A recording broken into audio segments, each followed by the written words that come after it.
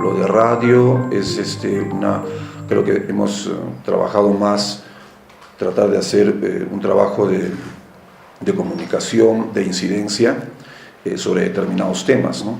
Tanto como lo que de otra manera se ha hecho en televisión, o sea, hacer incidencia sobre determinados temas vinculados a diálogo intercultural, descolonización, pueblos originarios, género, tierra, territorio, agua, problemas de género también mencioné. Entonces ese ha sido un trabajo que se ha hecho tanto en el programa de Hablemos de Nuestro Mundo y del programa de televisión Diálogos, ¿no? O sea, hacer trabajo de incidencia y también tratar de comenzar a trabajar, porque todavía no lo hemos, creo, es una etapa, hemos hecho una evaluación interna y en esa evaluación hemos visto de que hemos caminado una primera etapa y tenemos que entrar a una fase en la cual podamos podamos producir comunicación intercultural, ¿no? Esa digamos, es un poco el trabajo que se ha tenido tratando de trabajar en un contexto, como el título del conversatorio lo dice, ¿no? En un contexto fuertemente monocultural. Recuerdo que muchas veces cuando hemos organizado, bueno, Julio César como productor, cuando teníamos que organizar alguna temática, teníamos muchas dificultades con los invitados, ¿no? Porque los invitados a veces manejan, o sea, pueden ser profesionales, pueden ser gente vinculada al campo de la cultura, pero se maneja en un discurso hegemónico, monocultural, ¿no? Y para nosotros ha sido bastante difícil eso, conciliar ese tipo de argumentaciones, de exposiciones, ¿no? Como también del otro lado, ¿no? Como ya mencionó Julio, las dificultades que hay que trabajar con hermanos de la comunidad, a lo cual siempre hemos pensado en trabajar en una segunda etapa, unas cuestiones ya de otro tipo de formatos, ¿no? En el caso de la televisión tenemos un formato en el cual siempre hay entrevistas, intervenciones, y matizando un poco la parte del programa, ¿no? Y estableciendo una suerte de diálogo, ¿no? por el propio formato. Pero bueno, en realidad son experiencias, en el caso del trabajo que se ha hecho en IDECA, que sería bastante amplio también conversar, ¿no? Pero yo quisiera referirme también a destacar y valorar las experiencias de radio y de medios de comunicación, vinculando cultura y comunicación en la región, ¿no? Se mencionó, bueno, creo que es siempre el lugar común hablar del trabajo que hizo Radio Onda Azul en las últimas décadas, tanto como también Radio Pachamama y otros medios de comunicación, otros medios masivos, la presencia de comunicadores, ya sea comunicadores no profesionales, de origen aymara, de origen quechua, que han trabajado en muchas experiencias en la región, y también de iniciativas que no necesariamente estaban vinculadas a los medios de comunicación, ¿no? A veces iniciativas de carácter particular o iniciativas que son muy propias de nuestra realidad comunicacional, es decir, en la cual se contrata espacios, ¿no? Entonces también ese tipo de iniciativas son importantes de destacar. Y en este punto quisiera también precisar que en términos de comunicación, o sea, hay 3 espacios de actuación. Ya de alguna manera Julio César mencionó mencionó esa diferencia, ¿no? Una cosa es el espacio de comunicación que puede ser en ferias, festividades, asambleas comunales, etc. Ese es un espacio de comunicación, el cual no se ha profundizado mucho en el campo de la comunicación como profesión, ¿no? Y tampoco, mucho menos como investigación. Ese espacio de la comunicación más interpersonal, más social. El otro espacio es más el de la comunicación masiva, de la cual siempre estamos conversando y siempre a veces tenemos el sinónimo de comunicación, ¿no? Radio, televisión, prensa. Ese es un segundo espacio.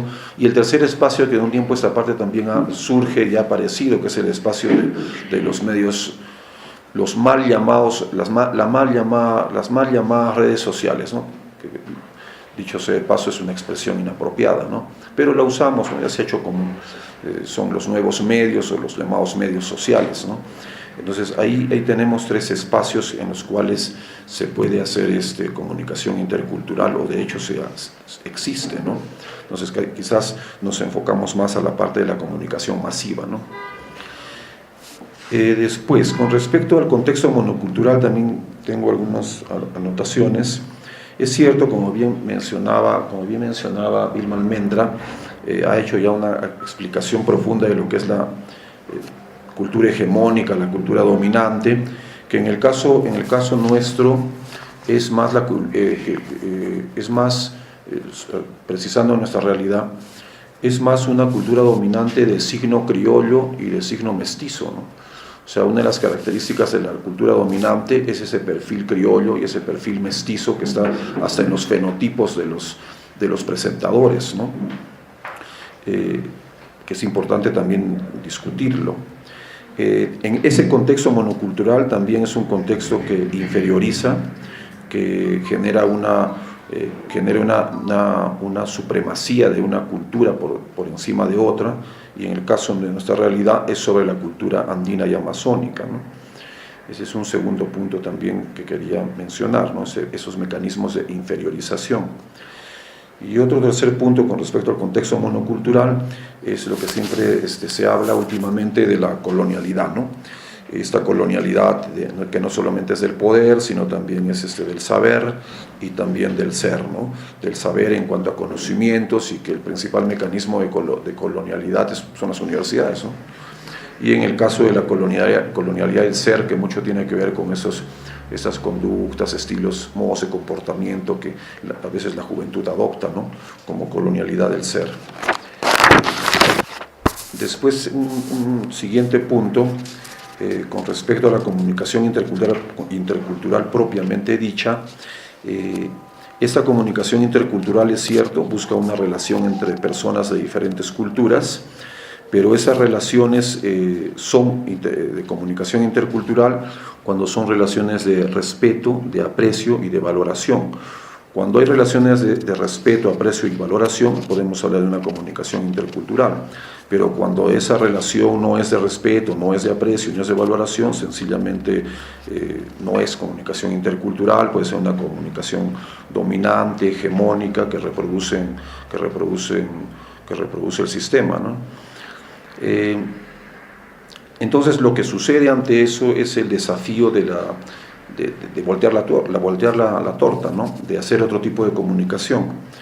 Esa otra comunicación, que es una comunicación que busca la descolonización, que es una comunicación que busca la interculturalidad, esa comunicación, yo diría que está en 3 desafíos, ¿no? El primer desafío es una comunicación que valore la matriz civilizatoria andina y amazónica, dicho de otra manera, que valore la cultura andina, para el caso nuestro, ¿no? Pero siempre hay que recordar que la cultura andina es con la cultura amazónica, en nuestro contexto nacional, ¿no?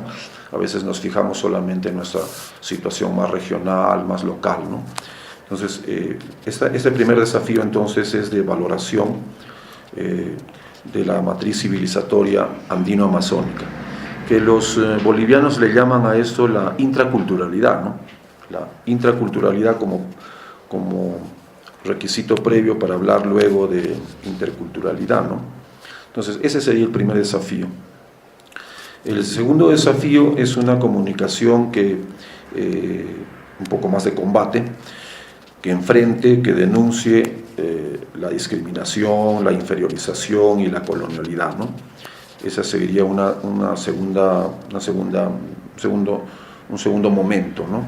de ese desafío, ese enfrentamiento y denuncia de la colonialidad, la discriminación y la inferiorización, que es más un asunto de combate, ¿no? Y finalmente, una tercera dimensión es el relacionado a una comunicación que valore y que sus contenidos, cuando digo comunicación me refiero a producción de la comunicación, una comunicación que valore ahí sí el encuentro, el diálogo, la convivencia de las diferentes matrices culturales, ¿no? una comunicación que al valorar ese encuentro y ese diálogo entre culturas esté haciendo pues comunicación intercultural, ¿no? En conclusión, a mí me parece que la comunicación intercultural es más un desafío, ¿no? Es más un desafío que una realidad. Hay momentos de comunicación intercultural que la propia población desarrolla, que la propia población en sus prácticas sociales, culturales, festivas, agrofestivas, desarrolla. Pero en el campo de esta comunicación como profesión, sí existen esos vacíos, ¿no? Ya mencionó algunos hechos, Julio, que me parece que incluso creo que cada uno de nosotros podemos mencionar una gran cantidad de situaciones en las cuales la comunicación le hace juego a la hegemonía, ¿no? Le hace juego a la dominación. Pero el asunto es caminar hacia ese cambio, a ese desafío. Ese desafío, en un texto que próximamente va a sacar Pluralidades, que todavía está en imprenta, ¿no, Anita? Ya sale el próximo número de Pluralidades. En ese próximo número yo tengo un ensayo en el cual hago notar 6 dimensiones en las cuales el comunicador debe precisamente valorar la matriz civilizatoria andina y amazónica, que es potenciando a los actores sociales, a los actores sociales originarios, a los actores sociales indígenas, ¿no? Que, bueno, hablar sobre lo indígena es todo un tema, ¿no? O sea, ustedes saben que el movimiento indígena a nivel de América Latina tiene bien marcado al Perú, ¿no? Dentro del movimiento indígena en América Latina, los peruanos son los que no se quieren llamar indígenas, ¿no? Pero todos los demás, nicaragüenses, mayas, mexicanos, ecuatorianos, bolivianos, paraguayos, chilenos, etc., todo el movimiento indígena apuesta por llamarse movimiento indígena. Los peruanos somos los que no nos queremos llamar movimiento indígena. Somos quechuas, somos aymaras, somos suros, somos amazónicos, somos shipibos, ¿no? Eso es una larga tela para cortar ese tema, ¿no? Pero bueno, entonces me refería a que la comunicación tiene que servir a impulsar, promover a estos actores sociales indígenas, ¿no? U originarios, ¿no? Son 6 puntos que simplemente los suelto, no los voy a desarrollar. En este próximo número de Pluralidades están desarrollados, pero simplemente los suelto los 6 puntos.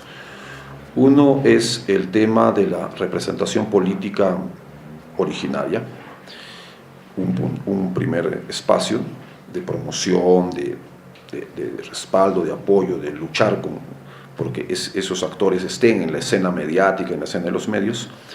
El segundo actor es, en el caso de la parte más artística, más cultural, de la creación artístico-cultural, es decir, los actores sociales originarios como creadores de cultura y arte. Un tercer actor social originario es desde la organización, es decir, las diferentes modalidades, formas, experiencias de organización originaria, organización indígena. Un cuarto componente es el relacionado con la justicia comunitaria, la justicia comunal, el campo de la justicia, de las autoridades ancestrales y su administración de justicia. Un quinto punto referido a la parte educativa o a los actores sociales profesionales, es decir, ¿no? A la parte un poco más académica, los académicos indígenas, los académicos originarios, o lo que también se llama como intelectuales indígenas. Y un sexto espacio, el referido a la cosmovisión en el sentido de la parte más filosófica, la parte más espiritual, la parte más del ritual, del simbolismo, donde también hay actores sociales originarios, ¿no? Entonces, en estos 6 espacios, la comunicación social tiene que cumplir el papel de promocionar, estimular, acompañar, ser una herramienta, ser un puente, ser un instrumento al servicio de la causa de los pueblos originarios, ¿no? Con lo cual, seguramente en el futuro se podrá hablar también de comunicación intercultural, pero previamente tiene que haber la descolonización, ¿no? Entonces, Esas es un poco las reflexiones alrededor de un poco la experiencia que se está desarrollando y algunas observaciones personales sobre el tema, ¿no?